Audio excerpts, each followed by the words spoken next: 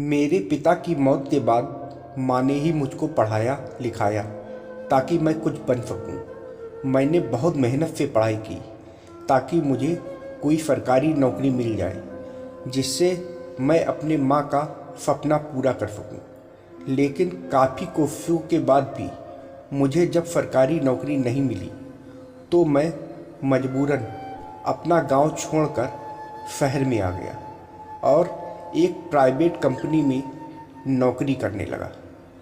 शहर में आकर मैंने रहने के लिए एक किराए पर कमरा ले लिया और वहीं रहने लगा। मैं जिस मकान में रहता था उस मकान मालिक से मेरी अच्छी बनती थी। नौकरी से मेरी ठीक ठाक कमाई हो जाती थी। कुछ दिन बाद वहाँ मकान मालिक की एक रिश्तेदार निफा रहने के लिए आई। वह बहुत खूबसूरत थी। गोरा रंग, कसा बदन, काले व घुंघराले बाल, बड़ी बड़ी आंखें, कोई भी देखे तो देखता ही रह जाए। मैंने जब पहली बार उसको देखा तो देखता ही रह गया। जब मैं काम से वापस आता तो मैं उसको छुप छुप कर देखता रहता और सोचता काश इससे मेरी दोस्ती हो जाए। निफा ने भी महसूस किया कि मेरी नज़र अक्सर उस पर रहती है। धीरे धीरे वह भी मुझको पसंद करने लगी। मैं सुबह उठकर खाना बनाता, बर्तन मांजता और काम पर चला जाता। यह मेरा रोज़ का काम था। यह देखकर निफा को बहुत तकलीफ़ होती थी। कुछ दिन बीत जाने के बाद एक दिन निफा ने मुझसे कहा, विशाल, मैं तुम्हारे लिए खाना बना देती हूँ। यह बात मुझको बहुत अच्छी लगी और अब मैं निफा के साथ खाना खाने लगा। निफा मुझसे खूब बतियाती थी और मस्ती भी करती थी, लेकिन मैं कुछ नहीं कहता था। मैं सिर्फ हंसकर रह जाता था। अब जब हम दोनों एक दूसरे से खुलकर बातें करने लगे तो मुझ में भी हिम्मत आ गई और एक दिन मैंने हिम्मत करके निफा के गाल को छू लिया। निफा हंसकर रह गई और कुछ नहीं बोली। मुझको यह देखकर बहुत अच्छा लगा। एक दिन जब मैं काम से वापस आया तो निफा ने मुझे अपनी बाहों में जकड़ लिया और खूब जोर से मेरे गाल पर काट लिया। मैं सिहर कर रह गया और बाहर चला गया।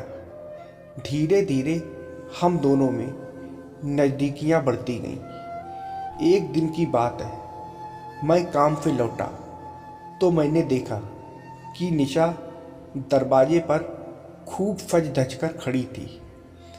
वह मुझको अंदर आने नहीं दे रही थी। मैंने भी सोचा कि जो होगा देखा जाएगा। मैंने निफा को अपनी बाहों में भरकर उसके गाल पर ऐसा काटा कि दांत के निशान बन गए। निफा का गाल इतना लाल हो गया कि उसे दर्द होने लगा और उसकी आंखों से आंसू निकलने लगे। निफा ने मुझको बहुत डांटा। मैं तो तुम्हें दोस्त समझती थी और तुम एकदम निर्दयी निकली। यह सुनकर मैं शर्मिंदा हो गया। मैंने अपना बिस्तर उठाया और सोने के लिए छत पर जाने लगा। जाते जाते मैंने निशा से कहा, मुझे माफ़ कर दो, मैं अब दोबारा तुम्हें कभी नहीं छूऊंगा। छत पर लेटे हुए मेरी आंखों से नींद कोसों दूर थी।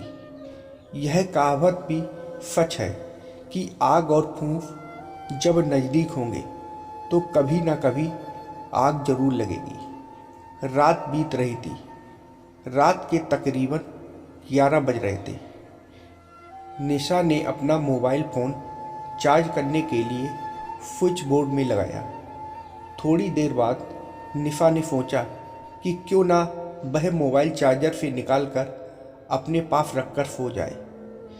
जब वह मोबाइल फ़ोन निकालने लगी तो उसने देखा कि वह गर्म हो गया था।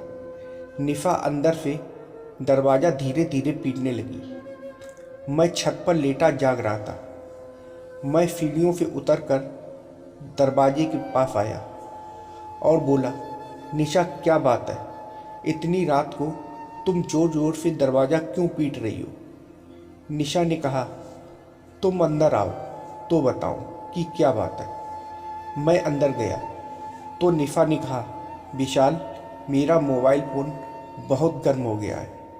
मैंने मोबाइल फ़ोन को चार्जर से निकालकर मेज पर रख दिया और कहा, मोबाइल तो ज़्यादा गर्म नहीं है, थोड़े समय में ठंडा हो जाएगा। फिर हम दोनों एक दूसरे को देखते रहे। मैं बोला, क्या अब मैं छत पर सोने जाऊं? निफा ने अंगड़ाई ली और कहने लगी, अगर तुम नामर्द हो तो जाओ, अगर मर्द हो तो मेरा मोबाइल ठंडा करके जाओ। यह सुनकर मैंने दरवाज़ा अंदर से बंद किया और निफा को बाहों में भरकर बिस्तर पर ले गया।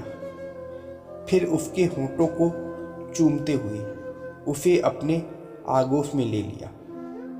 उसके मखमल जैसे गोरे बदन को छूकर मैं अपने आप पर काबू नहीं रख पा रहा था। धीरे धीरे हम दोनों एक दूसरे में समा गए।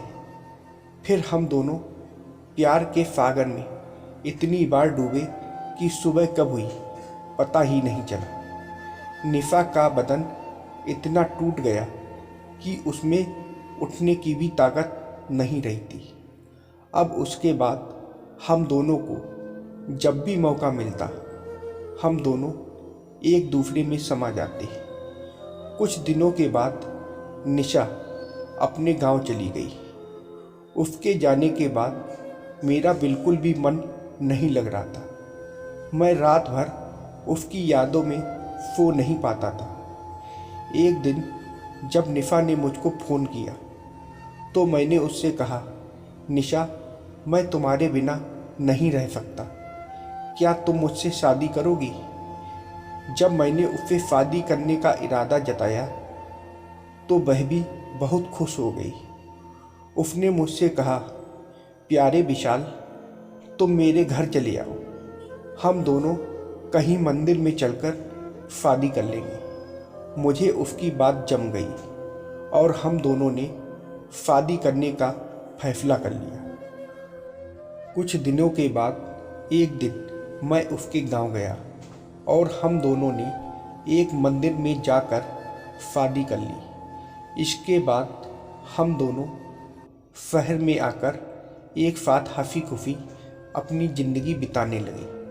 तो दोस्तों, आप लोगों को यह कहानी कैसी लगी कमेंट करके ज़रूर बताइएगा और वीडियो को लाइक और सब्सक्राइब करना मत भूलिएगा। वीडियो को देखने के लिए आप लोगों का बहुत बहुत धन्यवाद।